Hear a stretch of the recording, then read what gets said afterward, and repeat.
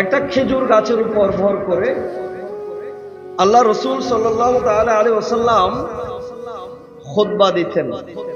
কি দিতেন? একটা মরা ঢালের উপর ভর করে। মরা গাছের প্রাণ আছে? মরা গাছের প্রাণ আছে?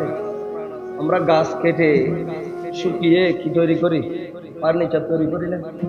এগুলোর কি প্রাণ আছে? গাছের দাম বেশি না মানুষের দাম বেশি? আল্লাহ রসুল সাল্লাল্লাহু আলাইহি ওয়াসাল্লাম মিম্বরে খুতবা দিতেন, হেলান দিতেন শুকনো একটা খেজুরের গাছের ডালে। আনসার সাহাবীদের একজন এসে আল্লাহ রসুলকে বলছেন, ইয়া রাসূলুল্লাহ, আপনি যে এভাবে কষ্ট করে খুতবা দেন, আমরা চাই আপনার জন্য একটা সুন্দর চেয়ার নির্মাণ করতে, যেখানে আপনি সুন্দরভাবে বসে কি দিবেন? খুতবা। আল্লাহ রসুল অনুমতি দিলেন। পরে জুমার দিন আল্লাহ রসুল সাল্লাল্লাহু আলাইহি ওয়াসাল্লাম মসজিদে নববীর মধ্যে যখন সেই খেজুর গাছের ডালকে পাশ কাটিয়ে মিম্বরের মধ্যে যখন খুতবা দেওয়ার জন্য আল্লাহ রসুল দাঁড়ালেন, সেই খেজুর গাছের ডাল, এক রওয়ায়াতের মধ্যে বলছে মাসুম বাচ্চা দুধের খিদায় যেভাবে কান্না করলে মায়ের অন্তর ফেটে যায়, ঠিক তদ্রুপ ভাবে খেজুর গাছের ভিতর থেকে মাসুম বাচ্চার মতন হু হু করে কান্নার আওয়াজ বের হয়েছে। বলুন সুবহানাল্লাহ।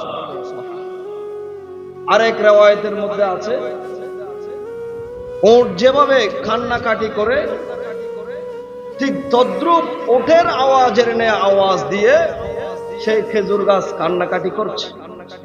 তখন আল্লাহর প্রিয় রাসূল সাল্লাল্লাহু আলাইহি ওয়াসাল্লাম খেজুর গাছের শুকনা ডালের পাশে আসলেন, এসে সেই খেজুর গাছের ডালটাকে জড়িয়ে ধরলেন, জড়িয়ে ধরে আদর করলেন, সান্ত্বনা দিলেন।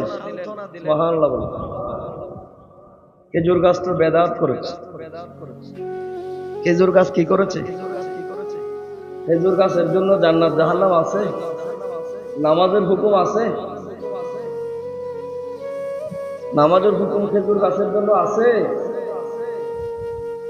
খেজুর গাছ তো গাছ, শুকনা ডাল। নবীর সাথে কয়েকদিন সংস্পর্শে যাওয়ার কারণে নবী বসে দিনের কথা বলেছেন, সেই নবীর প্রতি মায়া মোহাব্বত বেড়ে গেছেন শুকনা খেজুর গাছের। বেদাত করেছে না? শিরিক করেছে। কোন মোল্লা মৌলবী ফতোয়া লাগাতে পারবে? সহিহ হাদিস।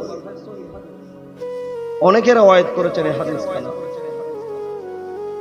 তখন আল্লাহর প্যারা রাসূল সাল্লাল্লাহু আলাইহি ওয়াসাল্লাম খেজুর গাছকে বলছে, সেই খেজুর গাছের ডালকে বলছে, তুমি কেঁদো না, তোমার জন্য আমি দোয়া করছি, তোমার প্রতি আমার মায়া আছে, মোহাব্বত আছে, তোমার প্রতি আমার আন্তরিকতা আছে, তোমার উপর হেলান দিয়ে আমি খুতবা দিয়েছি, তোমার সাথে আমি নবুয়তী রাসূলের নূরানী দেহ মুবারকের সাথে স্পর্শ হয়েছে। তুমি কি চাও? তুমি কি চাও যে অবস্থানে তুমি ছিলে সেই খেজুর গাছে তুমি আবার ফিরে যেতে? তুমি কি চাও যে গাছের সাথে তুমি ডাল ছিলে সেই গাছের সাথে ফিরে যেতে? নাকি তোমার জন্য আরো উত্তম কিছু তুমি চাও? তুমি চাইলে জান্নাতের মধ্যে তুমি একটা পরিপূর্ণ খেজুর গাছে রূপান্তরিত করতে আমি রাসূল আল্লাহর কাছে দোয়া করব। বলুন সুবহানাল্লাহ। তুমি চাইলে আমি দোয়া করে দিব জান্নাতের মধ্যে তুমি পরিপূর্ণ একটা খেজুর গাছে রূপান্তর হবে।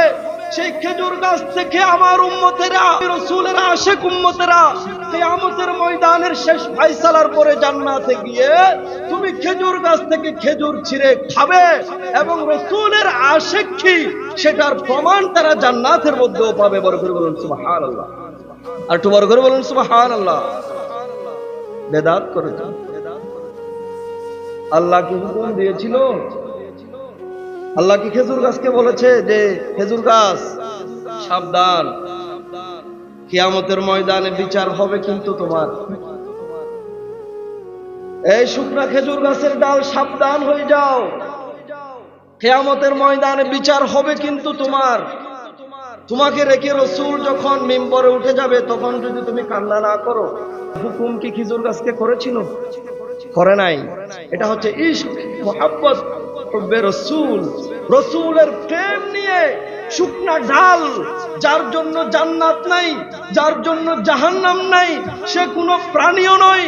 একটা খেজুর গাছের ডাল যদি রাসূলের মায়া মুহাব্বত নিয়ে, সেই খেজুর গাছের ডাল যদি জান্নাতে গিয়ে খেজুর দিয়ে মানবের জান্নাতি মেহমানদারি করতে পারে, আমরা যারা নবীর মিলাদের পক্ষে, নবীর মিলাদ করি, নবীর মিলাদের জন্য খরচ করি, জুলুসের আয়োজন করি, তাবরুকাতের আয়োজন করি, কাল কিয়ামতের ময়দানে সত্যিকারের নবী প্রেমিক যদি হতে পারে, আল্লাহ আমাদেরকে জান্নাত দিতে পারে কি পারে না?